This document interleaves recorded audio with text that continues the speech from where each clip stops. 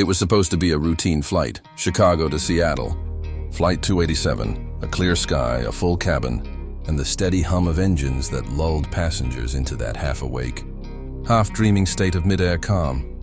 Flight attendants rolled carts down the aisles, the faint smell of coffee and reheated pasta drifting through the cabin. Businessmen typed emails, couples watched movies, a toddler laughed at cartoons. The world inside the aircraft was peaceful, detached from the chaos below. In seat 12C near the wing, Elena Torres sat quietly with her headphones in, but no music playing. Her gaze stayed fixed on the endless clouds beyond the window. Her posture was relaxed, but her eyes, sharp, alert, belonged to someone who'd seen storms that most people only dream about. She was traveling alone, a faded backpack at her feet, a jacket with a worn patch that read, Torres, U.S. Air Force. Few would notice it, and fewer would care. To the world, she was just another passenger. Jeans, gray hoodie, hair tied back. No one could guess she had once been a fighter pilot.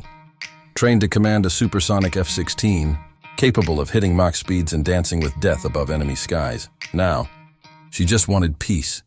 She hadn't flown in 3 years, not since the mission that ended her career. The Air Force called it equipment failure.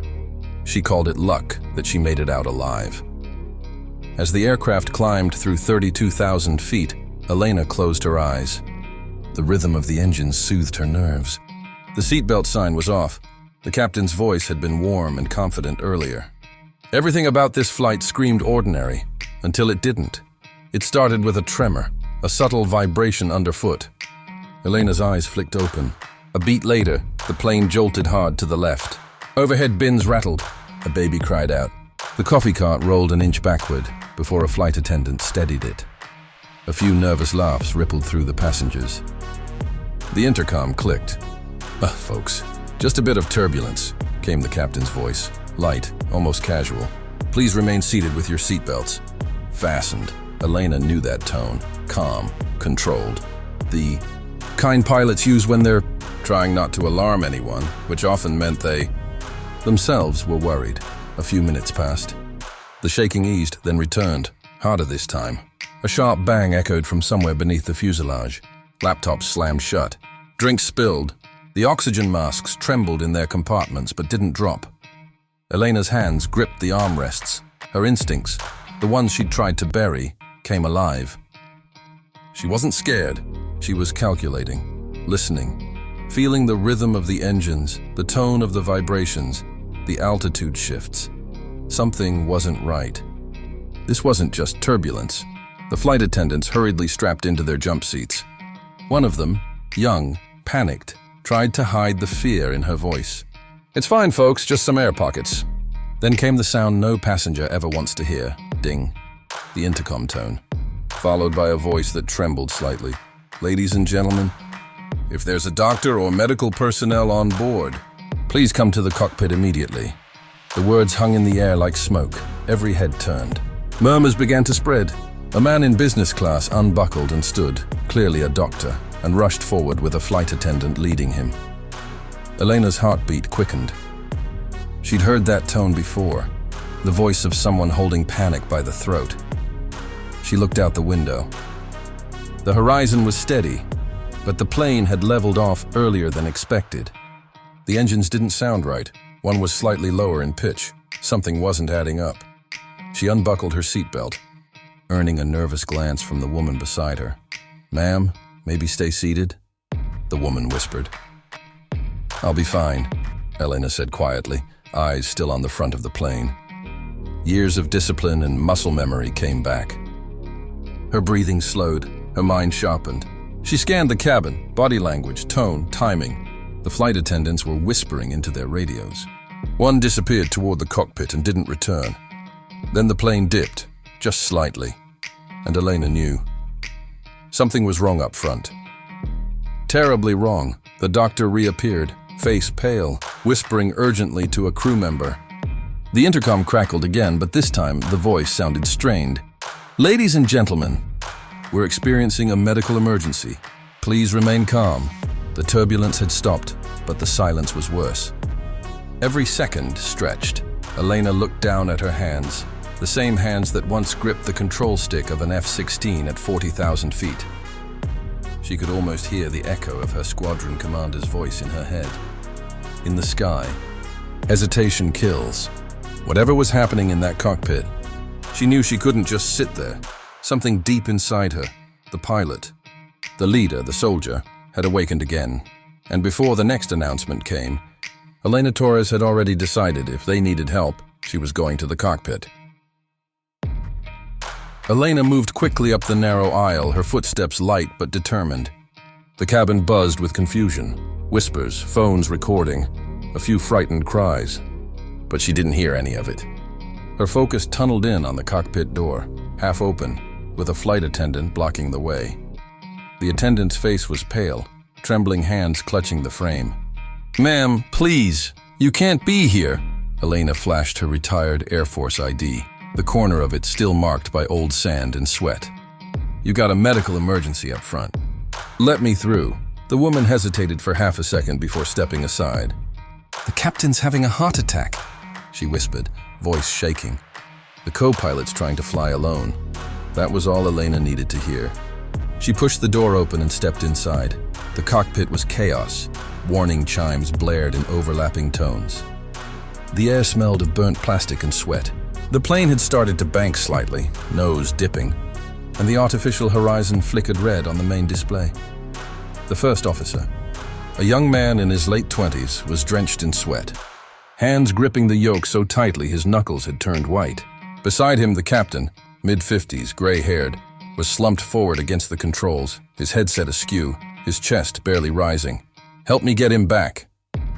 The co-pilot gasped. Elena grabbed the captain under the shoulders, pulling him upright enough to free the yoke from his weight.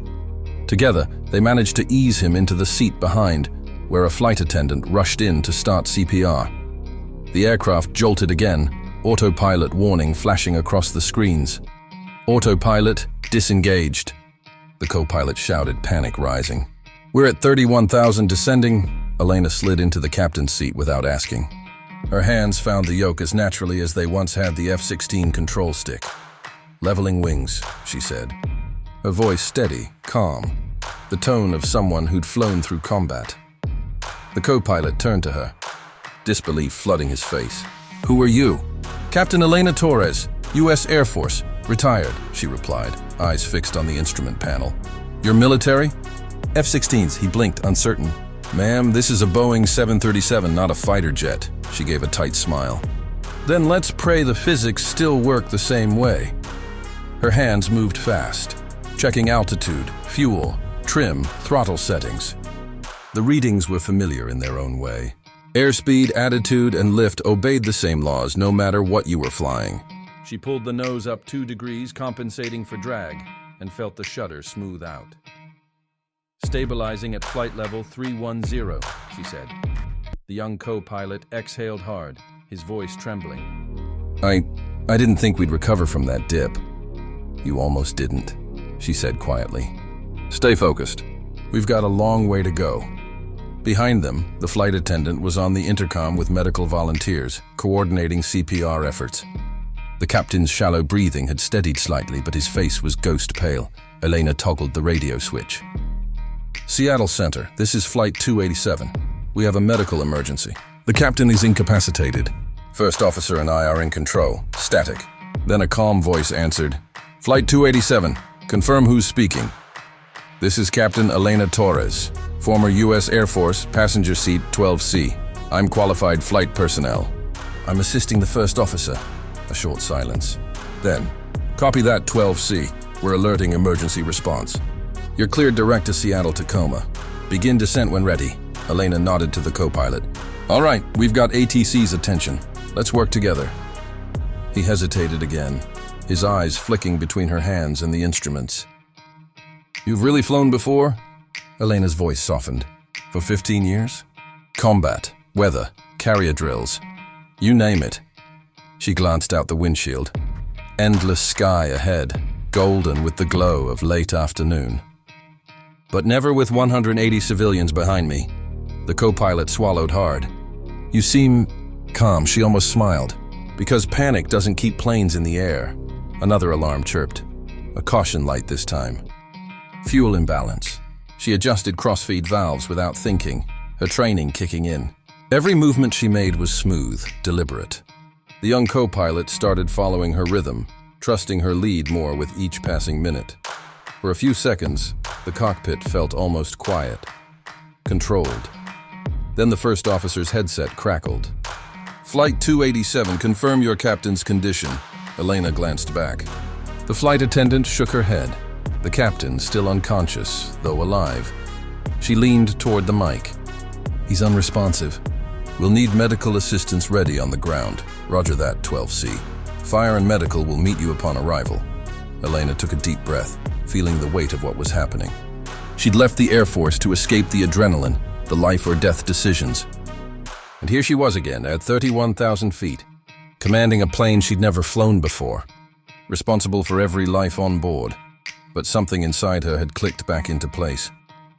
That old steel. "Okay," she said finally, tightening her grip on the yoke. "Let's get this bird home." The co-pilot nodded. "Yes, ma'am." Outside, the sun dipped behind a veil of clouds, painting the sky in amber and silver.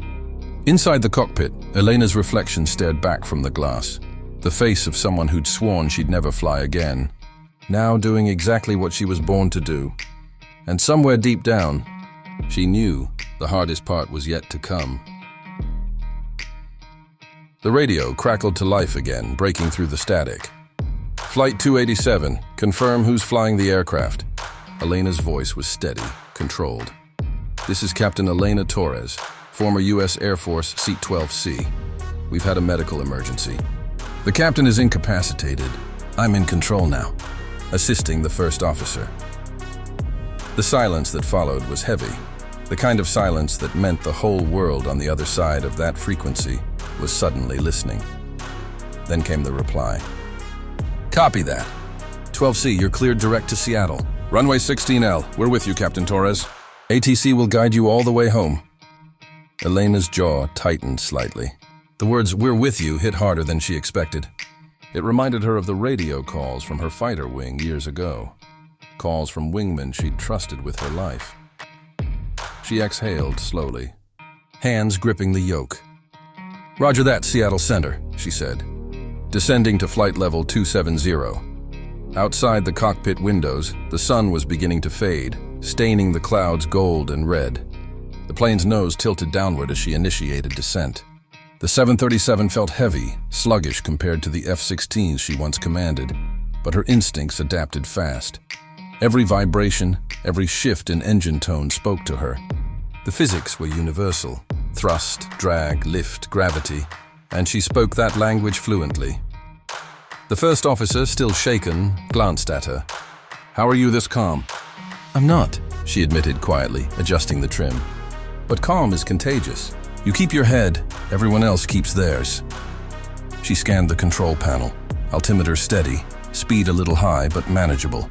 She eased back the throttle just enough to bring it under control. "Okay," she murmured, almost to herself. 30 minutes to Seattle. Let's make them count." The radio lit up again. "Flight 287, weather update. Light crosswinds expected on final approach. Visibility 6 miles. Light rain over Seattle." "You're number 1 for landing," Elena nodded. "Copy that, Seattle." The co-pilot looked at her with renewed respect. "You sound like you've done this 100 times."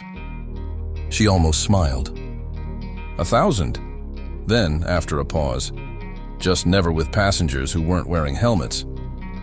Her joke eased the tension for a heartbeat, but her mind was working fast, mentally mapping the descent route, recalculating vectors, and remembering procedures from years ago. The hum of the engines grew deeper as the jet cut through another layer of clouds. Pockets of turbulence rocked the cabin. She tightened her grip on the yoke, instinctively countering the roll. The first officer's voice was tight. "This turbulence is nasty." Elena's eyes stayed locked on the artificial horizon. "Feels worse than it is. Keep your scan tight. Don't chase it." Her tone was pure instructor pilot, calm, commanding, confident. But inside, her pulse was pounding. She hadn't flown in 3 years, and now she was hand-flying a fully loaded passenger jet through unstable air. One mistake could undo everything.